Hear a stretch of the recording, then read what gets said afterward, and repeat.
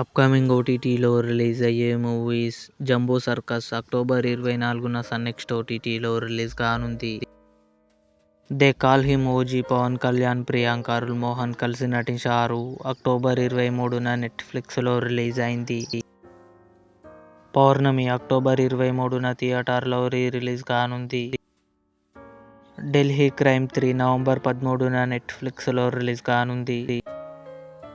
బరముల్లా November 7న నెట్ఫ్లిక్స్లో release కానుంది.